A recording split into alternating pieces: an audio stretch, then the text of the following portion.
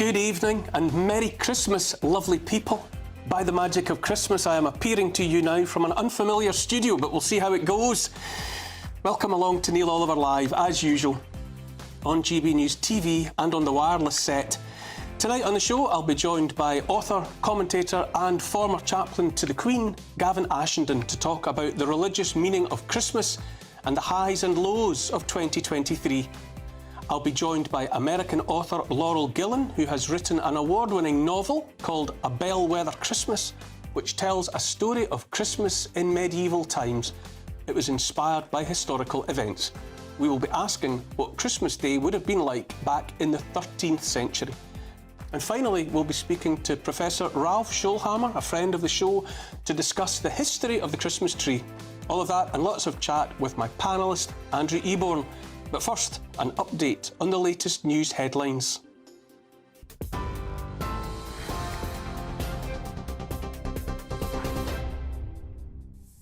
Thanks, Neil. Good evening. I'm Ray Anderson in the GB Newsroom. Merry Christmas to you all. Our top stories. One of the UK's richest men has agreed to buy a 25% stake in Manchester United. Billionaire and Ineos chairman Sir Jim Ratcliffe says he wants to take Man U to the very top of English, European and world football. The move will see around £236 million pumped into the club and includes the responsibility of managing its operations. Police are urging drivers to take extra care on the roads following a number of collisions in the past 24 hours. Millions of motorists are on the highways this weekend, the AA telling drivers to expect lengthy jams as people travel for their Christmas getaways. The Met Office is also warning of the risks of flying debris and power cuts, with wind gusts of up to 70 miles per hour hitting parts of Scotland and northern England. Rail passengers have been dealing with delays and cancellations as well, with major London stations closing for engineering works. Well, party leaders may be at odds in Parliament, but they are united in spreading festive cheer this year. Now, warning for those of you watching on television, some of the footage we're about to show contains flash photography. In his Christmas message, the Prime Minister offered a promise of a brighter future, while Labour's Sir Keir Starmer said that the story of Jesus is a reminder that in dark times, hope and love are always worth advocating for. Both leaders have thanked frontline and key workers for their service over the Christmas period. Well, the King will deliver his second Christmas message from a room decorated with a living Christmas tree for the first time.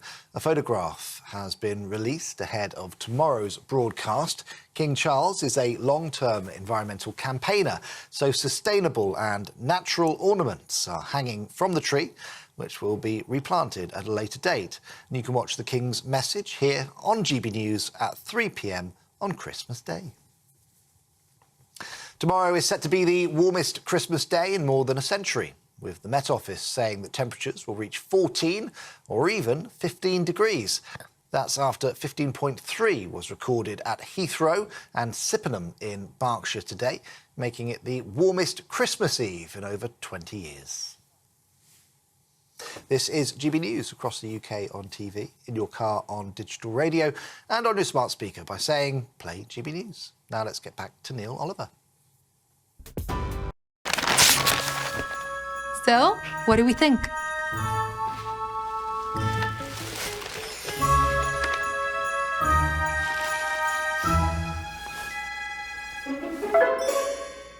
Oh, Uncle Rico sent money with Western Union.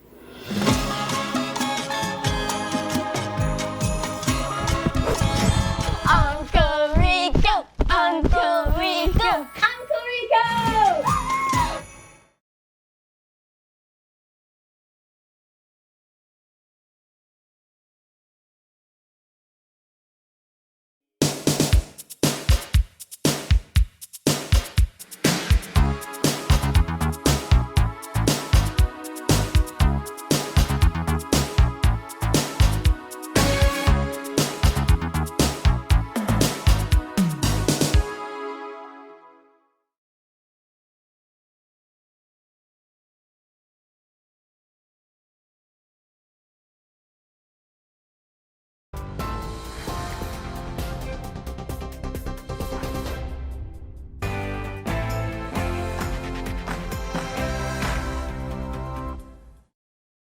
I've always been a child around and about Christmas. My folks were especially good at doing Christmas, and it rubbed off on me. I've never grown out of it or beyond it. For the 20 plus years that I've had my own family, my own children, it's only made me fonder. Their childhoods gave me all the excuse I needed to extend my own indefinitely, wallowing in all that Christmas has always meant to me. As I'm sure is true for most, my first memory of hearing the story of the Nativity, of the birth of Jesus, is from my earliest school days. I still regard it as one of the most comforting and hopeful stories of all. The bare outlines of what became the stuff of a gazillion nativity plays for children to perform, my own included, are split between the Gospels of Matthew and Luke. Mary and Joseph travelling to Bethlehem, no room at the inn, an infant laid in a manger, shepherds sent by an angel to see him, a guiding star, 3 kings bearing gifts. St. Francis of Assisi is credited with putting on the first nativity play in 1223, having been given permission by the Pope. Apparently his production featured a hay-lined manger, a donkey, an ox, and a sermon about the baby Jesus. Renaissance artists like Leonardo, Michelangelo, Botticelli and Raphael all painted nativity scenes and so fixed images in everyone's minds: the appearance of the angel, the adoration of the shepherds and kings, the flight of the Holy Family out of danger and into Egypt. Historians debate every scrap, of course, some speculating that it was only fiction, added many decades after the crucifixion to satisfy early Christian audiences keen to know the circumstances of the birth of their Messiah.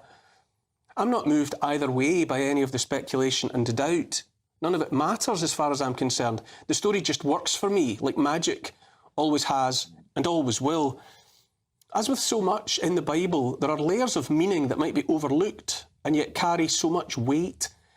We get the reference to the inn from the Greek word kataluma that more accurately describes a room in an ordinary home offered to guests, travellers with nowhere else to go. The name Jesus means to deliver or to rescue. Bethlehem means house of bread, and Jesus is laid in a feeding trough for animals as a reminder that he will grow to be food for all, an invitation to a table from which their lowly status had previously left them excluded. Shepherds were the lowest of the low in Israelite society, but it was they who were sent by the angel to welcome Jesus first of all. The Christmas story is about kindness to strangers, help for those in need, about feeding the poorest and hungriest. If we forget Christmas, we forget what it is to be human, or perhaps humane. It's about a mother and her baby and hope everlasting in the darkest of times. It's a story about light kindled in the dark, and we tell it to our children in what might otherwise be the darkest week of the year here in the northern latitudes. December 25th was likely adopted as the date of the birth to unite and so include older traditions and festivals. The 25th was the date of the Roman festival of Sol Invictus, the unconquered sun, celebrating the coming of longer days and shorter nights after the winter solstice. It was close enough as well to Saturnalia, the mid-December festival when Romans sang songs, kindled lights, shared food and exchanged gifts. But for all that I love Christmas, like no other time of year, I'm hardly blind to the reality of the world just now. My children have intensified my pleasure in everything, the significance of everything, but that's double-edged. From the moment I had a child, children, it's been impossible to watch or hear about anything happening to other children, other people's children in other places, anything bad of any sort, without seeing the faces of my own, remembering always the vulnerability of my own. And when it comes to Christmas this year, like no year I remember before, I can't think about me and mine without contemplating what's happening in the benighted Holy Land where the story of Christmas began. Bethlehem, where we're told Jesus was born, sits now in the West Bank and has been under siege by Israeli forces since the start of the war. Would there still be a room at the inn this year for any lost souls? Some scholars say the Christians of Palestine, in Gaza and the West Bank, are the remnants of the oldest Christian community in the world, with roots in the early 1st century AD. They're known as living stones, a reference to the way the Apostle Peter, the big fisherman, described the role of the first faithful in laying the foundations, being the foundations of the house of God. It seems only a few hundred Christians are left in Gaza now, fewer every day, as it turns out. In the week when the Nativity story tells us about a mother and child, the Holy Family, another mother and child as precious as any others to those who loved them, Christians both, were shot dead within the compound of the Holy Family Church in Gaza, where they had been sheltering from the violence. In this week, when Silent Night is sung all over the Christian world, the leaders of the nominally Christian nations of the West are mostly silent too about the outrage. The Latin Patriarch of Jerusalem said that mother and daughter, Nahida and Simar Anton, were shot by a sniper in cold blood. He said one was killed as she tried to carry the other to safety. 7 more people were shot and wounded as they tried to protect others inside the church compound. No warning was given, no notification was provided. Together in prayer with the whole Christian community, we express our closeness and condolences to the families affected by this senseless tragedy. At the same time, we cannot but express that we are at a loss to comprehend how such an attack could be carried out, even more so as the whole church prepares for Christmas." End quote. While the Patriarchate accuses the Israel Defence Force of the killings, Israel disputes that version of events. But the mother and child are dead all the same, felled by bullets inside the compound of the Holy Family Church. It's hardly as though Christians are alone in dying in that place and at this time. All lives are sacred, and tens of thousands of Muslims and thousands of Jews have been slaughtered too in recent weeks. All people bleed the same colour. Here in the West, it's Christianity of all the faiths that is browbeaten into watering down its festivals, forgetting simple and ancient traditions that have brought comfort and hope to billions of people for more than 2,000 years. During the years just past, years of lockdown and oppression, censorship and coercion, the leaders of the Christian faith have been conspicuous by their silence at best, complicity with the authoritarians at worst. Church doors were closed and locked, congregations left to fend for themselves. What is a church without a congregation, after all? Just another empty building. Over and over, people were told Christmas didn't matter, that gathering with family would just have to be forgotten, that Christmas dinner was just another meal. More than ever before, we need Christmas and must reclaim it. Christmas, at least the best kind of Christmas, can promise so much, celebrates the best of what it is to be human and alive. It's all about gathering with loved ones, defying the dark and the cold. It's about the promise of the most optimistic and hopeful gift there is, which is the birth of a child. Hope of brighter futures through the birth of a child is older than Christianity itself, was predicted long before the eventual coming of Jesus. The Roman poet Virgil, who died decades before the birth of Jesus Christ, wrote about the birth of a boy who would bring a golden age to the world, when wickedness would be taken away and the earth freed from fear. The child would receive the life of gods and reign over a world at peace. Precious little hope of that, as it turns out. More and more people have a growing unease about the state of the world. We're made anxious and kept anxious, set at each other's throats, when we should be directing our anger at those who have worked ceaselessly to make the world this way. The book of Isaiah was written around 700 BC. Christians believe Virgil was predicting Jesus Christ, just as Isaiah was. For unto us a child is born, unto us a son is given, and the government shall be upon his shoulder, and his name shall be called Wonderful Counselor, the Mighty God, the Everlasting Father, the Prince of Peace. It matters to remember those words. More of the story. I've mentioned before, and I will again now, a line etched in defiance into the wall of a basement by someone hiding from Nazis during World War II. I believe in the sun even when I cannot see it. I believe in love even when I do not feel it. I believe in God even when he is silent. It feels like we're all under siege now, not just in the beleaguered little town of Bethlehem, but the world over. We're on the outskirts of a dark place. All over the world, wars rage. The millions are on the move. People feel the cold, not just the cold of winter, but of an anti-human ideology that would take everything from us, including each other, including everything that makes Christmas so important. In all circumstances, it is possible, vital, to remember the light, to remember that light and warmth are real. But we can resist in simple and fundamental ways by keeping lights lit and fires warm wherever is possible, by keeping Christmas. Here's the thing, day follows night. Winter follows summer and autumn, but winter, even the darkest winter, knows that the spring is coming, that the spring always comes.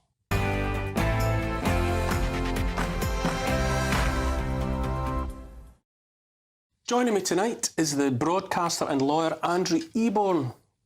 Andrew, I've heard from me there. What does Christmas mean to you? Well, I like the idea of spring is always round the corner because, as you say, we're living in the darkest ages at the moment where hope is the one thing that we can hang on to. And Christmas, I mean, means all sorts of things. It means, well, the two Ronnies sat next to each other in a studio. We love that sort of moment. It's all about family. For me, as with you, with your children, it's about getting family together, reuniting that sort of stuff, fighting over those Sol Invictus games, which is probably Monopoly in these days. It always happens in that sort of thing. But what I love about it is that sort of sense of community again, and it is, as you say, that uniting sense of hope. And is that, and it's the hope that comes from the birth of a child. I would say whatever your religion, whatever your spirituality, yes, or not, you know, the birth of a child, which is the focus of Christmas, is surely optimism made manifest. Oh, absolutely, because you're starting from scratch, aren't you? It's a whole new life, and whatever could happen with that life, it's basically hasn't got any of the prejudices that the rest of the year might have brought. So I think it's working on that sort of thing. But again, it goes back to what I say about hope. You hope that this new beginning will bring a different era, if you like. The consumerist, you know, buying everything under the sun, you know, for no apparent reason is not the point. And, no, absolutely. And people should not and need not feel excluded by that and from that, because Christmas is about, you know, together. I hear what you're saying though. I mean, it's true that the loneliness is accentuated for so many people, but we, all of us, without money, have the power within us to cancel someone else's loneliness. No, absolutely. And just I like by involving them. Absolutely. And I like the idea that at Christmas time you knock on your neighbours who you may not have spoken to for the rest of the year just to see how they're doing. And as you say, it's not about the commercial side. It's not about money. It's more about involvement. It's about hope. It's about... And that doesn't cost anything. A bit of civility, a bit of inclusiveness in this world has got to be good. How have you interpreted the role of, or the performance of, so-called faith leaders in the years past? You know, from the Church of England through the, which is the Church of the State here, through the Catholic faith, and the Church of Scotland, all of the official presences. How do you think they responded and have been seen to respond to the ongoing challenge? Yeah, I think it's very difficult, and every day we hear new scandals. They always say, look, trust comes in on foot but leaves on horseback. And you have the Vatican this very week has had a particular scandal with somebody in prison for 5.5 years for embezzlement. And you turn around and the more you hear about these scandals, the more worrying it is. But the church is not a physical place, as you said in your brilliant monologue. It's actually the community. It's the people that make a church. It's the people that build that sort of community. So I think we have some troubled leaders, I think, across not just religion, but across politics and various other things. And I think what we need to do is get back to those common sense things, those values that we hold so dear. And sometimes the leaders can take us in the wrong direction. And don't you think some of it is because they don't really stand for or believe in anything? And that absence is there with politicians, and it's there with faith leaders, that they're not speaking from the heart and standing up and declaring what they mean and what they say, right, without kind of running it first through some sort of public relations filter to see what the ongoing consequences will be for their position. You're absolutely right. And I think what the problem at the moment, Neil, is we live in a soundbite age where politicians will give you a little soundbite of whatever it is, and there seems to be no depth in that. And the problem with politics is they're in the business of getting re-elected. So by its very nature, it's not long-term, because you're not talking about the fundamental aspects of society, the bits that really bind us together, for me are important, and it's irrelevant about the religion, the politics or otherwise. Thanks for that, Andrew. After the break, which is upon us already, I will be joined by the British Catholic layman, author and commentator Gavin Ashenden. He's also formerly a priest of the Church of England and subsequently a continuing Anglican bishop, all of which puts him in the perfect position to outline the importance of Christmas for us in the religious calendar. Don't go anywhere.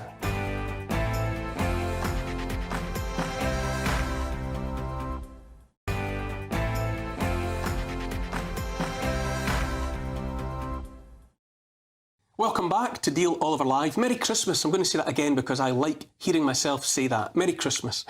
It is Christmas Eve, tomorrow is Christmas Day, and it's a time to be celebrated all around the world. I'm joined now by Gavin Ashenden to talk about the significance of Christmas.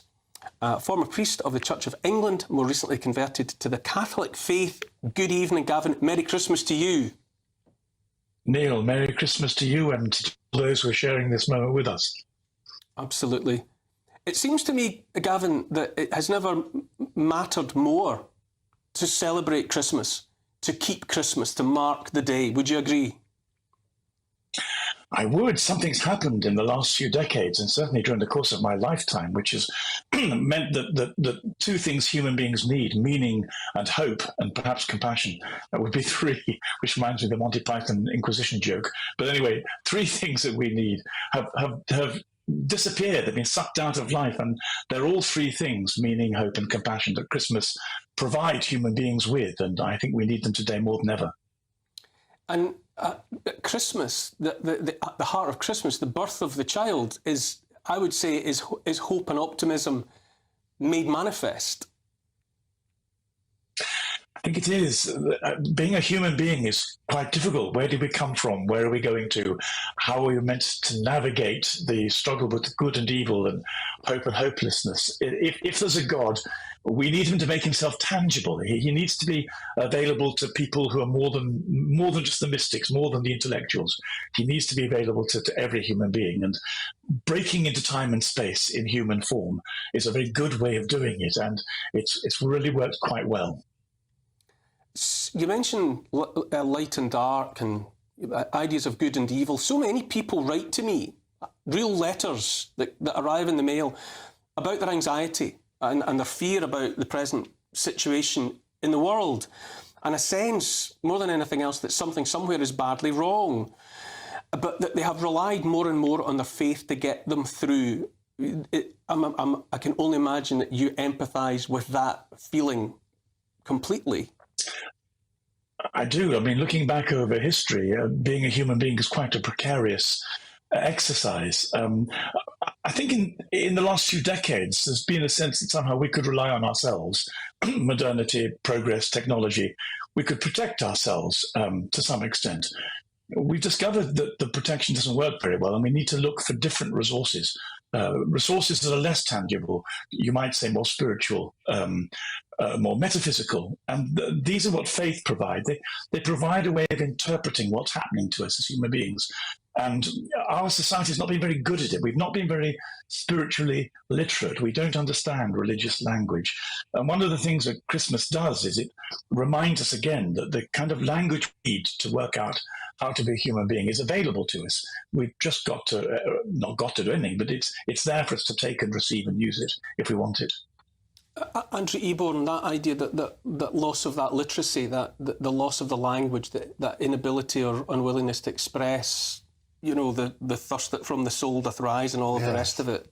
What do you make of that? Well, it is interesting, and I think it's a very valid point. People at the moment, we need a sense of purpose in life, and I think without that sense of purpose, it's going to get very, very difficult. I always advocate about the power of artificial intelligence. They talk about taking over jobs and enhancing people's lives so people will have more leisure time. The question is this, though, they have more leisure time, what are they going to do with it? And I think that's the real issue. I'm very interested in your guest as well. He converted recently in your introduction, talked to Catholicism. I'll be fascinated if he's happy to share that, why he made that conversion, and whether that's changed his view of life.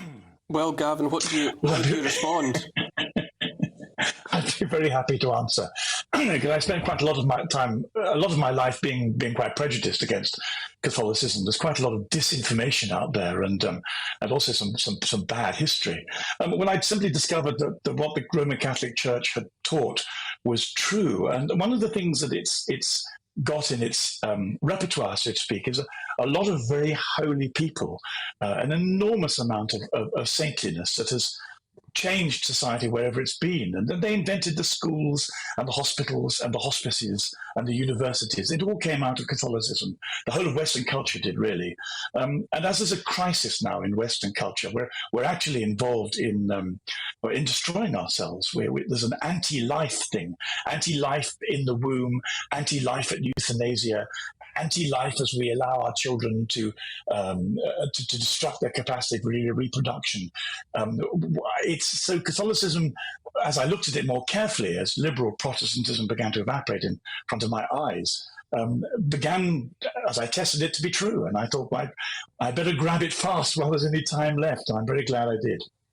Have you been reassured then by the performance, if that's the right word, of leaders within the Catholic faith? Because I've looked on at faith leaders across the piece and been disappointed. You found it differently.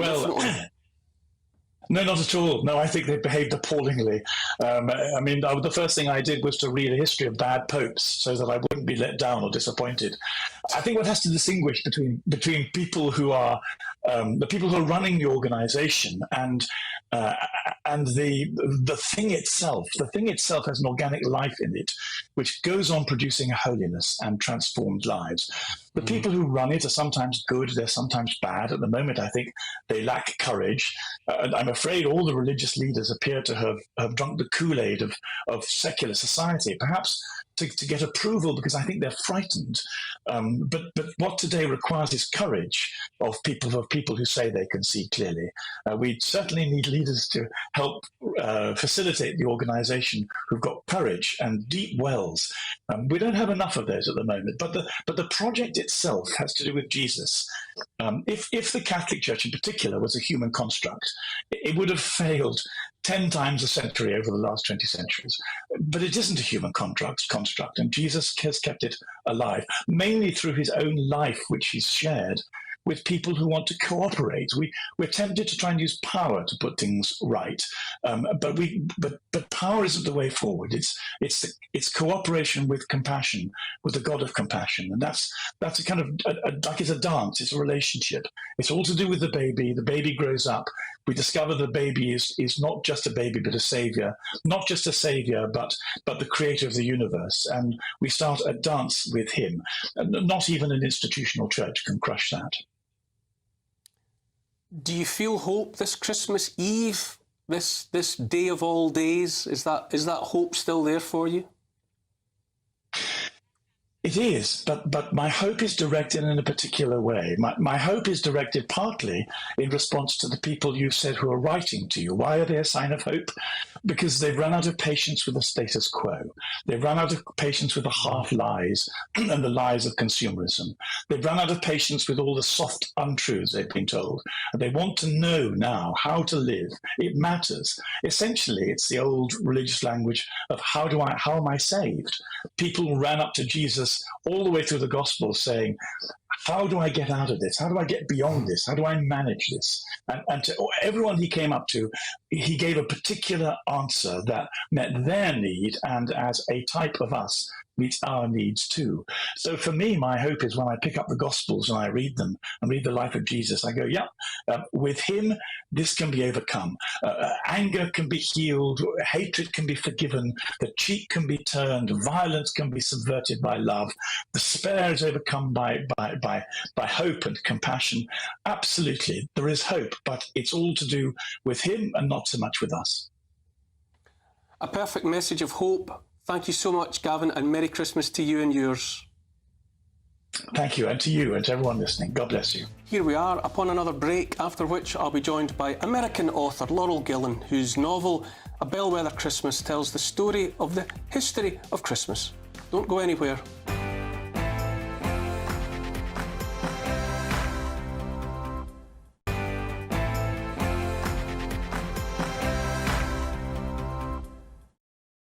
Welcome back to Neil Oliver Live on Christmas Eve. We've had a look at the religious significance and importance of Christmas. Now it's time to contemplate the history, the way in which historians have contemplated that story, and really start to understand all that is behind Christmas celebrations and what it was like to celebrate in years gone by Laurel Gillen, novelist, joins me now. Hello, Laurel. Hello, Neil. It's great to be here. Merry Christmas to you and yours. Now, I understand that all of this sprung from a trip that you made to Italy with your grandmother. Can you tell me about that trip and what it was that you experienced? Well, I took my grandmother to Italy, and we were with an ecumenical group that was traveling all around Rome and central Italy, and I really fell in love with the stories about the early Franciscans. And I was already kind of mad about medieval times anyway. So when I got back home, I started doing an incredible amount of research into that period, the early 13th century. But an adult novel I was thinking of never appeared. And then what happened in the years following, we adopted a son, and he happened to be very, very good with animals and loved them. And little by little, we acquired 2 sheep, 2 donkeys, and a horse. And then, 2 decades later, all of a sudden, I got this idea for this novel set in the 13th century, and it would use my knowledge of the early Franciscan history as well as my knowledge of farm animals. At the top of the show, Laurel, I mentioned St. Francis as the man behind the first production of a nativity play, so to speak. Yes. What was it? What was it about? Because I'm interested because I have my own affection for Francis, and I wonder what it was about his story that inspired you. Well, I just, Francis is a larger-than-life character. He had such a flair for the dramatic, and he was just so earnest and so committed to this vision he had of living life in a poor and humble way and helping others. And plus, the fact that he had this affinity with animals also makes him very endearing to me. And I just thought that everything going on at that time was in the church and everything, the history of the church and everything at that point was also very interesting. And he really sparked, a revival in the church. Andrew, you mentioned earlier in our conversation that your consumerism is part of a problem, because it blinds everyone to what Christmas is actually about. And I've always been attracted by St. Francis and his notions about poverty. Yes. Is there something in that message about it? It doesn't have to be about what you own, what you can buy, that you can find your way to peace. Without a doubt. And actually, people who are poor don't necessarily know that they're poor. And until you start seeing the massive people showing off their wealth in your face, and the dash to the garage late on the Christmas Eve to buy a present for somebody just so they've got something under the tree, it shouldn't be about that. I love the story about the animals. I grew up with lots of animals. We had 18 horses and dogs. We had same sort of dogs. We had our Irish wolfhounds and things like that, right down to the tin little ones. And it's a glorious thing. I think that going back to nature, the simple things in life, you can get real pleasure from it. It doesn't have to be about materialistic things. Laurel, why do you think it's so affecting for all of us, I think children especially, the way in which animals are undoubtedly folded into the nativity story? Every child learns that the birth of Jesus is accompanied by and happens in the presence of animals and shepherds who care for animals. Why does that bring something special to this time of year? I think it brings something special because of what happened 800 years ago. I mean, there's that same reaction. You see that the King of the universe has humbled himself so much that he's become this helpless, poor babe, and he's lying in an animal trough, which is what, a feeding trough, which is what a manger is. And he's surrounded by these lowliest of creatures, which are animals. And I think it just, when the people of Grecio, Italy saw that 800 years ago, it just mesmerized them. They just felt this connection to God and understanding, I think, of the kind of sacrifice it took and the gift of love that it represented. And I think that has never stopped. Since then, for 800 years, we've been doing living nativities and nativity sets because seeing that, poor, humble setting really, I think, really brings it home. The gifts message really home to us. I said earlier in the show, Laurel, and I'll say it again, I often feel year on year Christmas feels watered down, especially in the West. Its significance, the meaning eroded.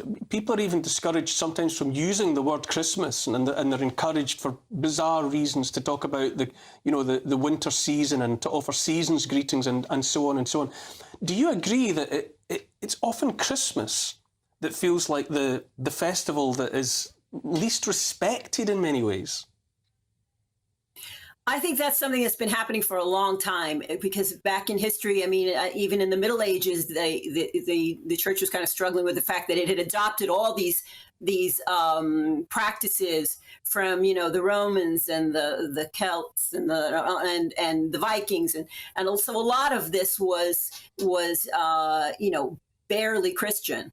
And today, we have the same thing. It's like the commercialism and everything else.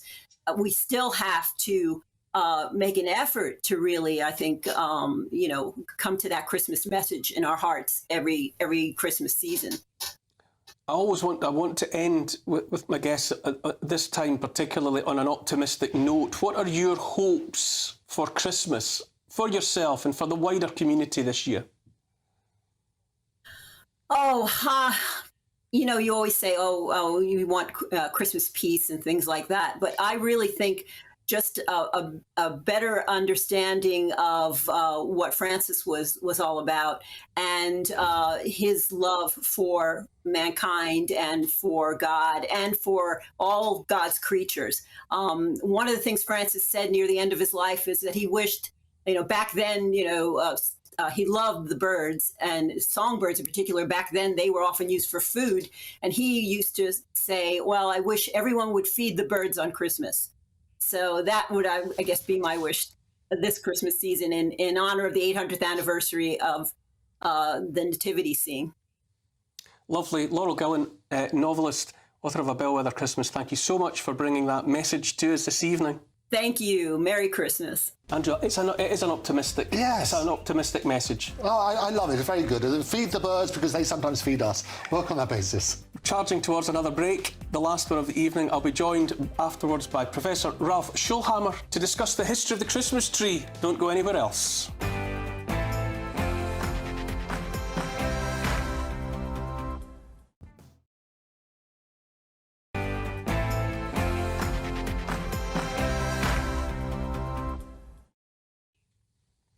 Welcome back to Christmas Eve, Neil Oliver Live.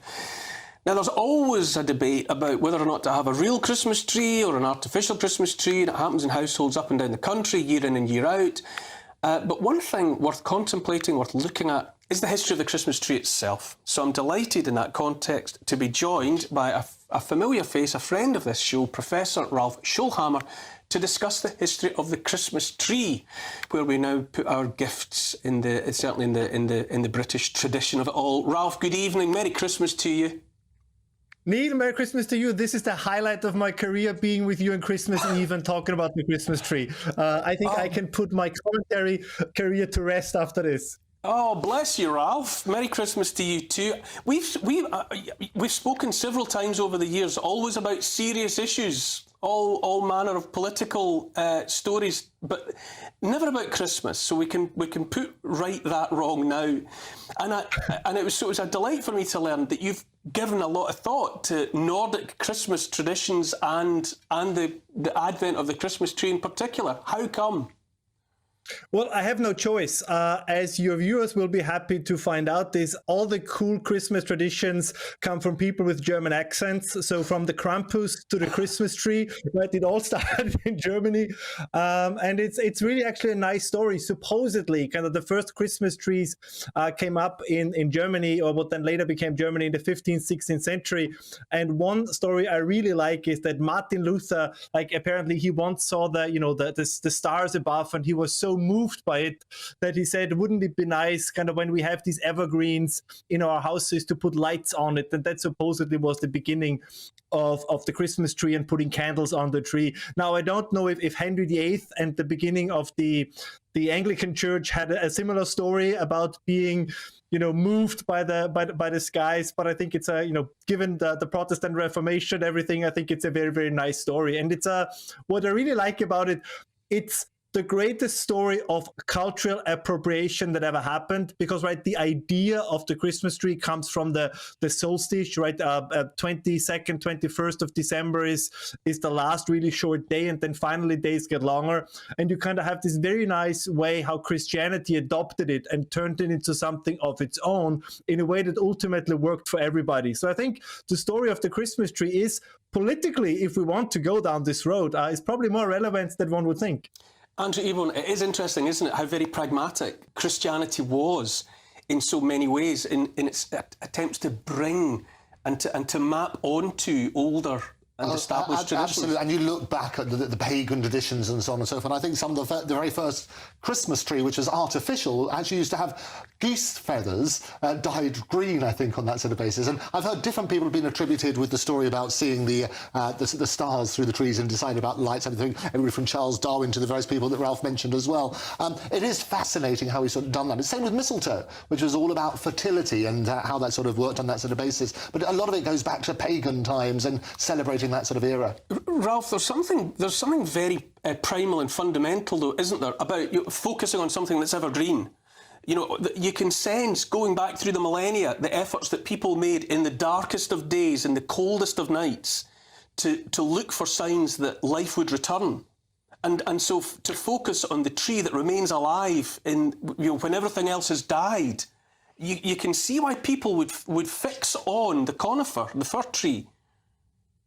Oh God, absolutely. I mean, and you see something else. You see how much human life depended on the seasons. So if we really want this Christmas kind of reflect a little bit on our age and on our current condition, I think one of the things, when we discussed over the year on your show these issues so often, is we live in this great position. We're in this great position that we are no longer depending on the seasons, right? You can go to the supermarket and you can have, I don't know, a pineapple for Christmas. And it's no longer the case that we are completely, quote unquote, subservient to the whims of nature. And, many reasons for this is technological process, is the use of energy, all the things that have been on people's minds over the last 24 months. So there is a connection there. And I wish all your viewers a Merry, Merry Christmas, right? And I hope that many of them will have a happy Christmas and will go with, their spirits lifted and with new energy into the new year. But I think you're absolutely right. If we look at the Christmas tree, as you just mentioned, this idea that finally, right, kind of the days will get longer, that finally spring is on the horizon, kind of as a positive message, and that we nowadays, in this day and age, no longer depend so much on the whims of nature and the seasons, is really something to ponder upon and to be grateful. I mean, there's a lot wrong with modernity. There's a lot that could be different. There's a lot that could be better. But some things actually have gotten better over the last decades or the last centuries, if you want. And I think it's worthwhile to, in a positive way, ponder about this as well. Mm.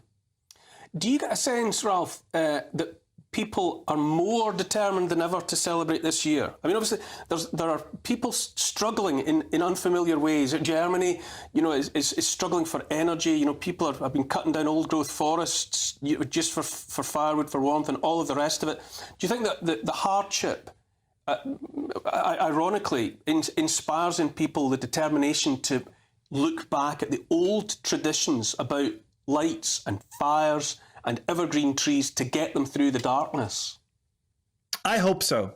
I think a revival of those traditions and the way we look at life that's connected to it would be a good thing, even if it's only once or twice a year, right? I understand if this is not something that happens every day, but I think that would be a good thing. I think you see a little bit of revival of this, particularly in the German-speaking world. The forest and the trees always had a very specific significance that goes back to the idea that our history began with defeating the Romans in the Teutoburger forest. So basically, among the trees, our nation was born. If you want, at least that's one of the myths that's also surrounding German mythology.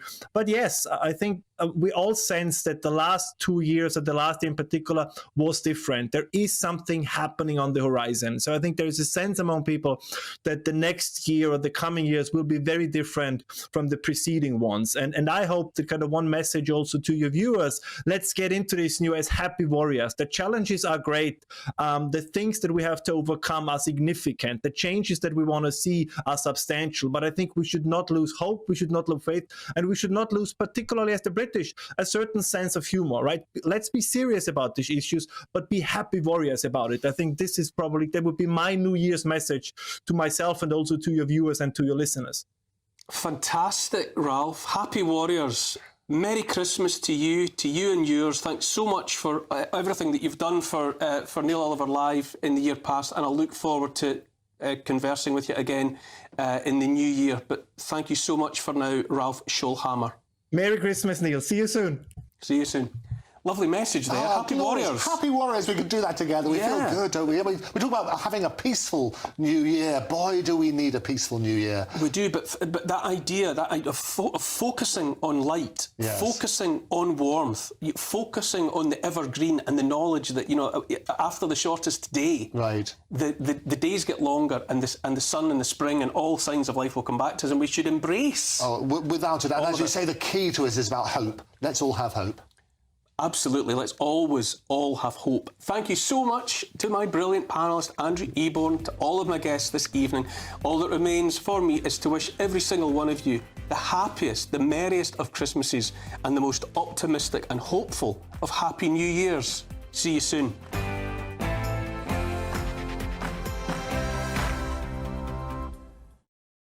Merry Christmas, Andrew. Oh, Merry Christmas. And can I say what a joy it is? I think this is our third Christmas together, because we always cover this sort of bit story, and it's rather like a Mr. and Mrs. now, isn't it? See you more than some of my Come family. on. Yes, I love it. So indeed. next year, you're all ready, you're limbering up. It'll be your first Christmas as a married couple next year? Hopefully. Well, that is true. Hopefully. Oh, is that right? Is this breaking news? It's got to be good. Hopefully. Yeah, if you don't get sick of me. I think it's more likely to be the other way around. Oh, is that right? So what we've been doing is a regular series, Andrew Eborn's Fake or Fact, where we look at news stories, because we're drowning in a sea of information, most of which is false. And I thought we'd do a rather special one for Christmas. And we'll start this off. I mean, your favourite Christmas songs. This is scoring. There's prizes at the end as well. What are your favourite Christmas songs? Oh, I Driving home for Christmas. Oh, who's it by? I don't know. Is it Chris Rea? It is Chris Rea. Is that 1-0? Absolutely, very good. Well, I'll give you a point for that. But actually, Emily sang so well. There we go. Okay. Favourite ones? One of my favourite songs. Apart from the Pogues, I must say I like the old classic Jingle Bells. Oh, Jingle Bells, a classic thing. Pogues is really, just before we leave the Pogues, I mean, Kirsty MacColl and Shane, a brilliant, brilliant song. That, for me, I thought it was going to be Christmas #1, didn't you? Well, exactly, especially given the fact that he's recently had his funeral, etc. Yeah. And the big celebration of life that took place there. Absolutely. But you said Jingle Bells as well. Yep. Well, I can tell you that you are absolutely wrong. So I'm going to give a point to him. And I'll tell you why you're wrong. It's not a Christmas song. What? Jingle Bells is not a Christmas song. Do you know who wrote it? Santa. Santa wrote it. In his spare time, there he was. Santa, when he's born in Patari, he was born in what we call modern Turkey, as Santa. It was really interesting. No, it's actually, it's a wonderful bit. I've got a picture of him here. This is the glorious chap who wrote it, and his name is James Lord Pierpoint. Can we put him up? First slide, please. This is what he looks like. And he wrote it. There he is. Doesn't he look glorious? What a glorious beard. What do you think? They don't make him like that anymore. They don't. Well, lovely lady. What happened? 18... Andrew, I'm here all week. 1850 he wrote it, and there's a bit of a dispute as to whereabout he did it. Apparently, and they've got a little plaque of this, there's a little called the Simpson Tavern in Medford in Massachusetts, and they put up this plaque. Should we have a picture of the plaque? Can we have a picture of the plaque? This is what they did. But there's a dispute as to whether or not it was actually there. So there we go. Jingle Bells composed here is what it says in 1850 in this pub.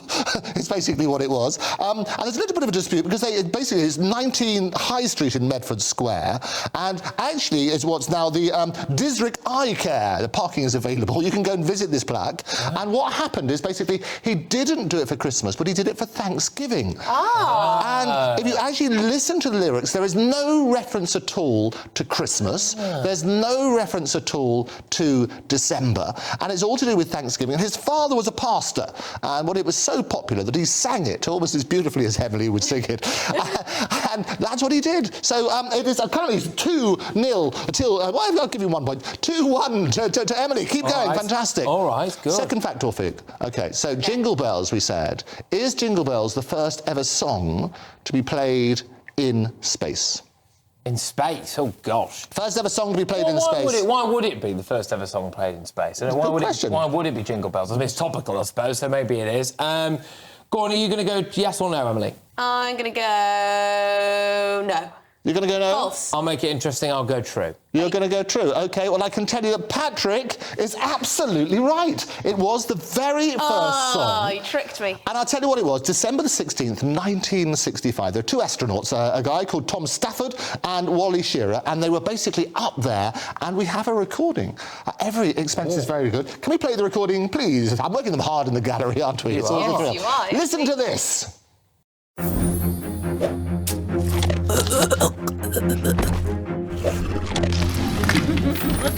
Roger, Houston and Gemini 7, this is Gemini 6. We have an object, looks like a satellite, going from north to south, probably in a polar orbit. He's in a very low trajectory, traveling from north to south, and has a very high fineness ratio. Looks like it might even be a bonus thing.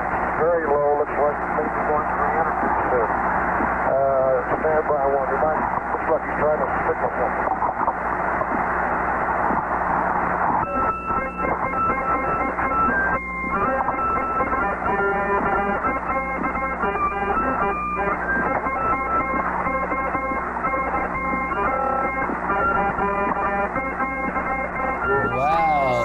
Isn't that good?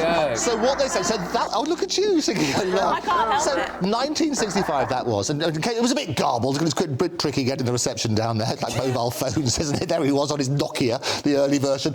We have an object, it looks like a satellite going from north to south, probably a polar orbit, very low, looks like he might be going to re-enter soon. So they were saying they were spotting Santa Claus, which is amazing. And then these two astronauts, one of them had taken up his harmonica, which they strapped to the side of their thing with dental floss so it could stay in and wouldn't float around. Yeah. One person had their harmonica, the other person had their bells, and they rang it. And you can go and see those harmonica and the bells at the National Air and Space Museum.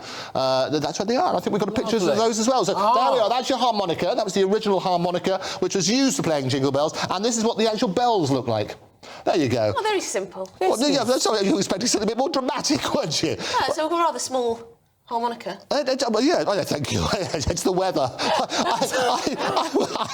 I would work on that basis, but it's dangerous up there. I mean, I am just amazed that they even managed to send anything to space back in the day. It was incredible. When you think about the fact that we've just had to cancel HS2. Yes.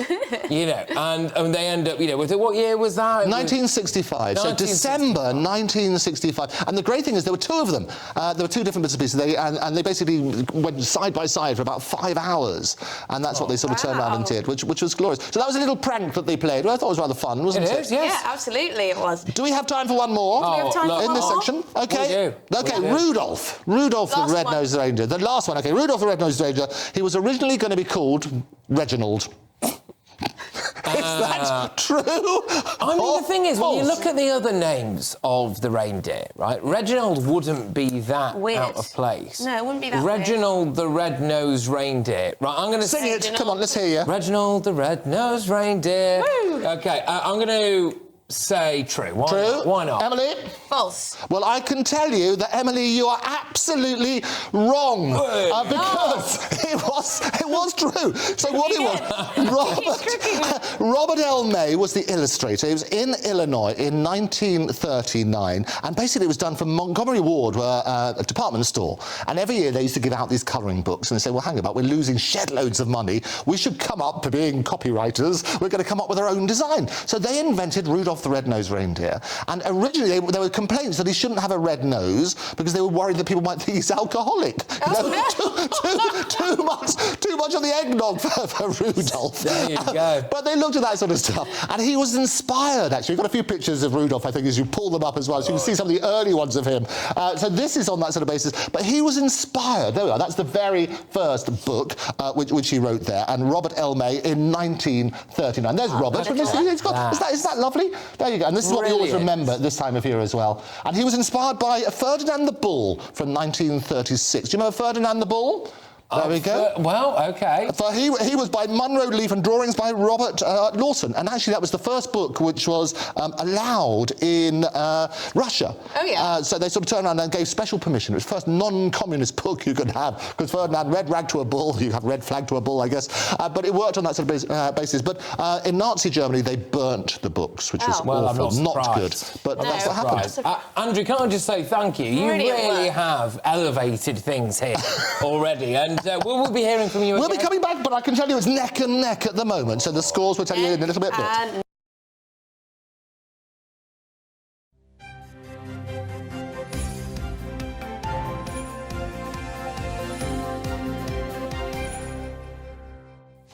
A very happy Christmas to you from GB News. Now, it is time for a very, very special Christmas edition of Andrew Eborn's Fake or Fact. Merry Christmas, Andrew. Oh, Merry Christmas. And can I say what a joy it is? I think this is our third Christmas together, because we always cover this sort of bit story, and it's rather like a Mr. and Mrs. now, isn't it? See you more than some of my Come family. on. Yes, I love it. So next year, you're limbering up. It'll be your first Christmas as a married couple next year. Hopefully. Oh, that is true. Hopefully. Oh, is that right? Is this breaking news? It's got to be good. Hopefully.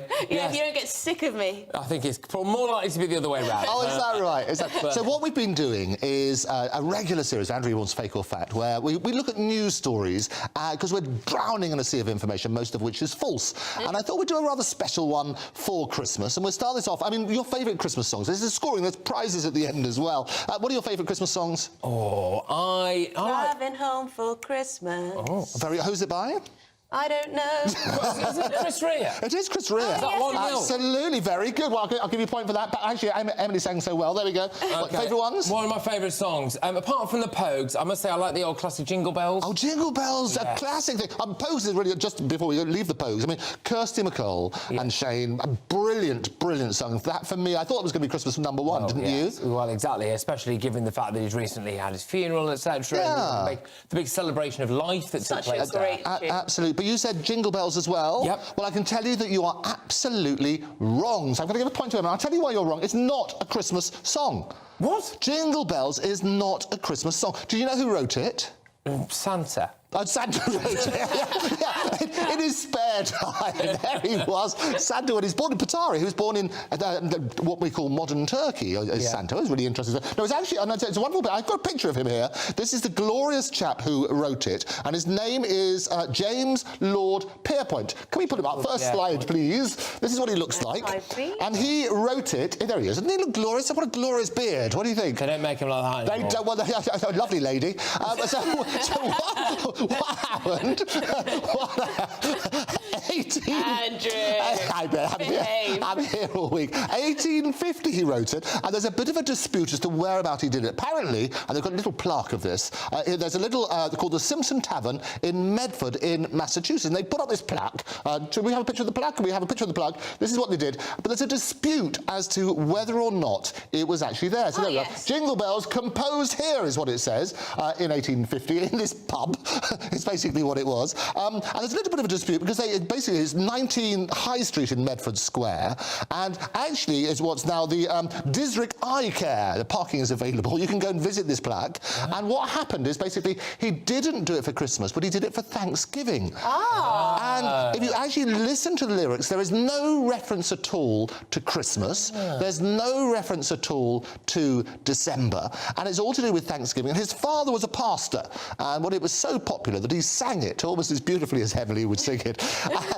And that's what he did. So it is currently 2-0 till... I'll give you 1 point. 2-1 to Emily. Keep going. Right. Fantastic. All right, good. Second fact or fig. OK, so Jingle Bells, we said. Is Jingle Bells the first ever song to be played in space?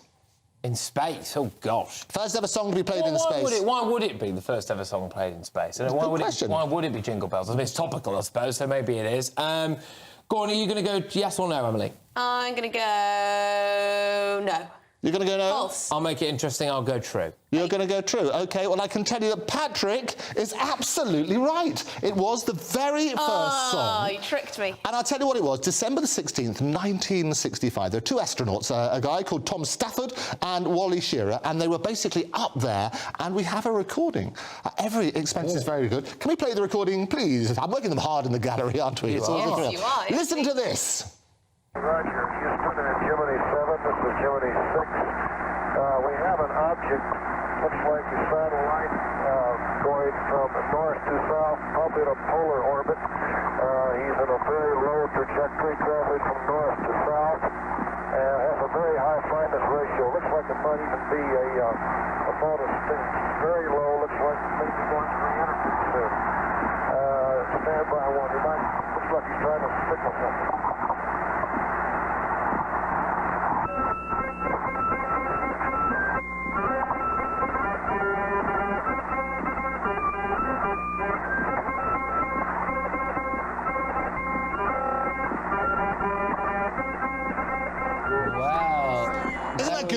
So what they say, so that, oh, look at you singing along. I can't help so it. 1965 that was, and it was a bit garbled, it was a bit tricky getting the reception down there, like mobile phones, isn't it? There he was on his Nokia, the early version. We have an object, it looks like a satellite going from north to south, probably a polar orbit, very low, looks like he might be going to re-enter soon. So they were saying they were spotting Santa Claus, which is amazing. And then these two astronauts, one of them had taken up his harmonica, which they strapped to the side of their thing with dental floss so it could stay in and wouldn't float around. Yeah. One person had their harmonica, the other person had their bells, and they rang it. And you can go and see those harmonica and the bells at the National Air and Space Museum. That's where they are. I think we've got pictures of those as well. So there we are. That's your harmonica. That was the original harmonica, which was used for playing Jingle Bells. And this is what the actual bells look like.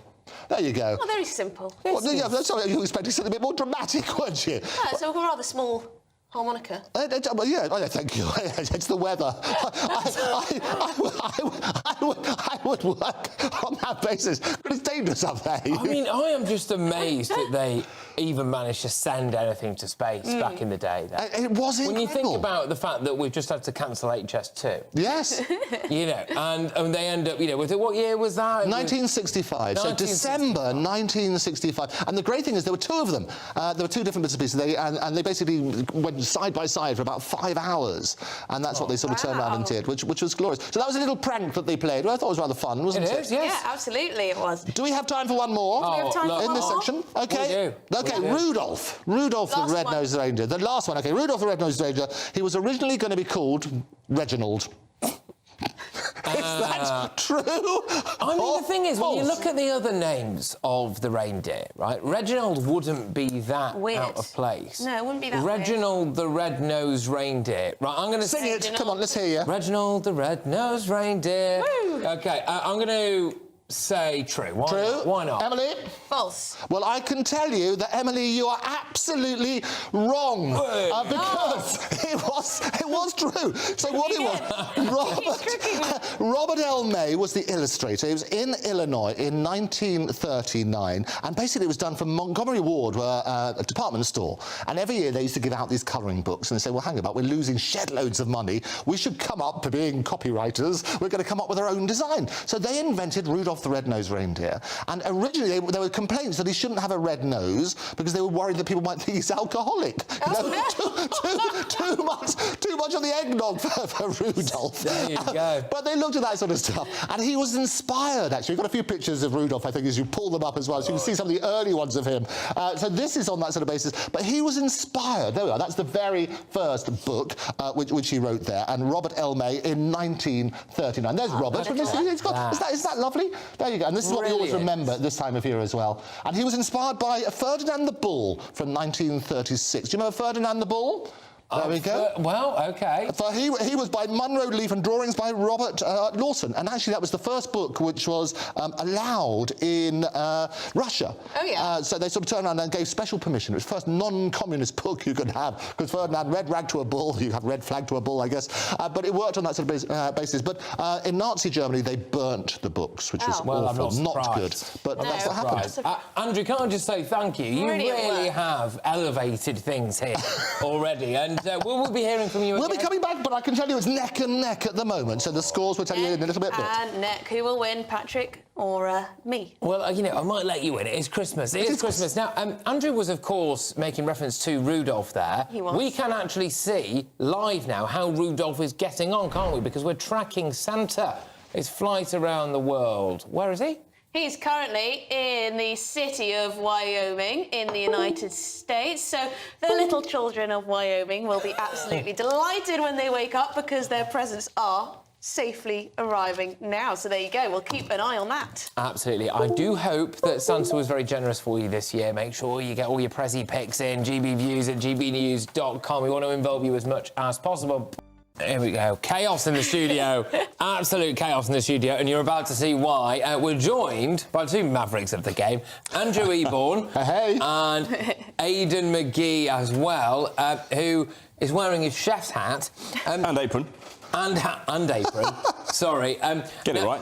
Now, how are we going to do this? So, shall we go... So, Andrew's been doing some games for us, haven't you?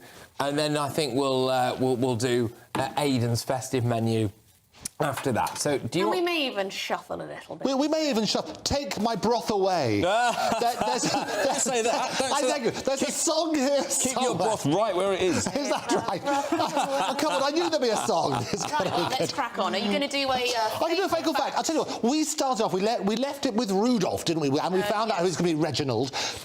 Claim from a number of places on social media. Thank you. We're here all week. Claim on social media that all reindeer depicted in Santa Claus's thing are female reindeer.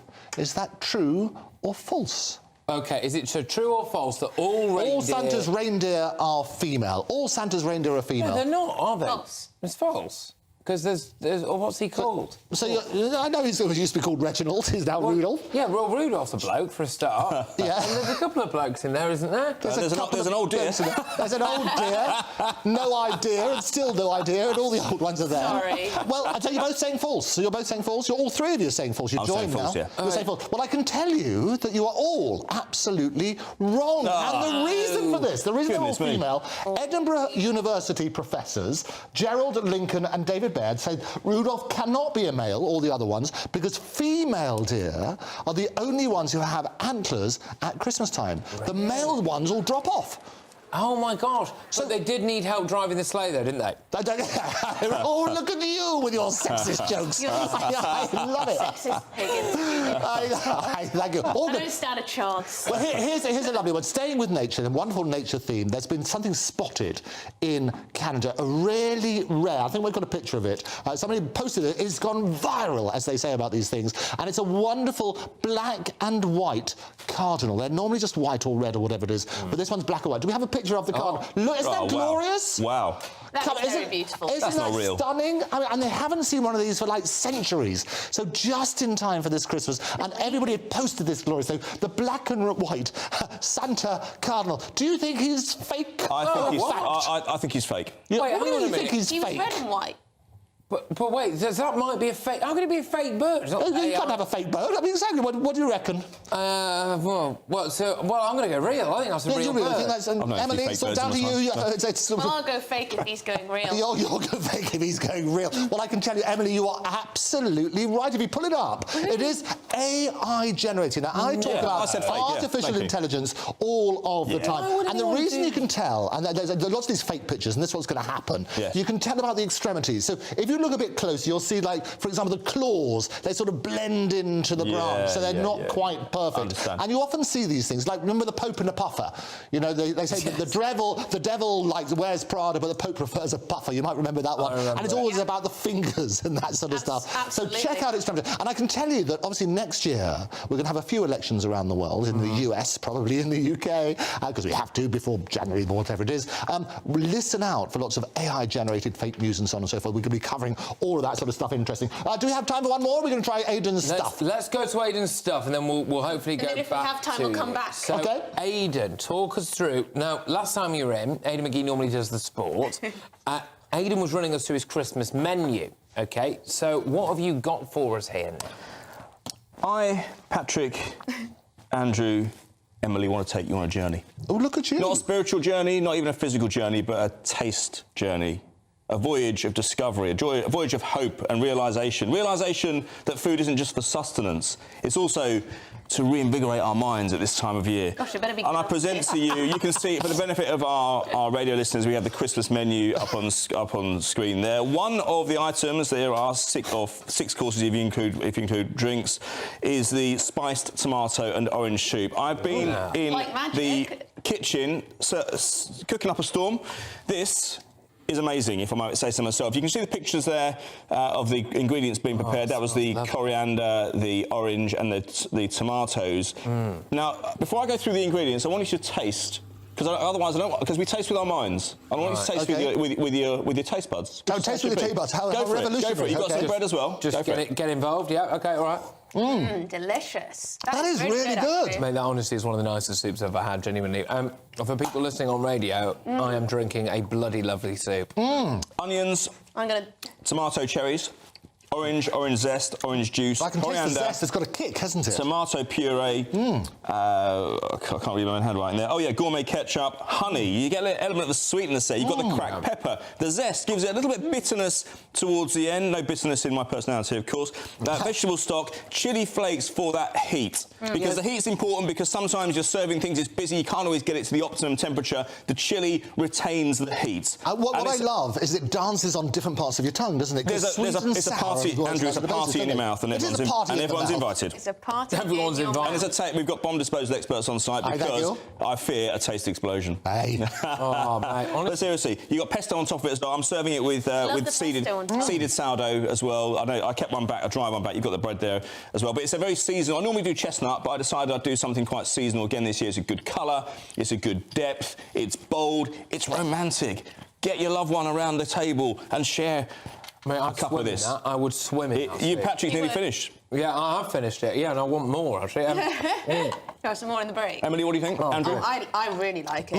It's very Mediterranean. See, we have a traditional menu, but I also think, if you're a top chef, and I'm thoughtful. I thought a top chef should be Michelin star. Not quite. I'm just waiting on my badge to come through the post.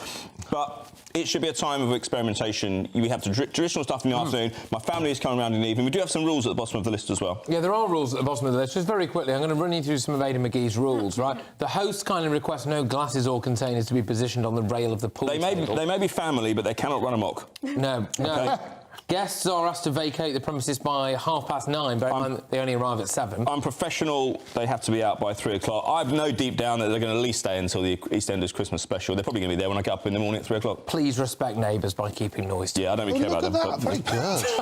Anyway. Don't say that on the telly. No, certainly not. No, they might be. Right. Well, Andrew, thank you for your game. Thank you. We're going to be hearing more from you. Aidan, thank you for that fantastic soup. Genuinely, really, really lovely. And also the crockery that was involved. Isn't this good? Got a nice royal twist to it. I thought you were going to make a mockery of my crockery. Mockery of the crockery, no, never. Just a cheeky little reminder as well, get your pictures coming in. gbviews@gbnews.com. We wanted to see if it's people's first Christmas or the little Christmas infants that you're all sending in. It is lovely, that, and opening the presents, etc. But next, we are going to be rejoined by Benjamin Butterworth and Connor Tomlinson, because we're going to whiz you through your newspapers. Basically, we've had too much fun now, and we need to do the news. The news.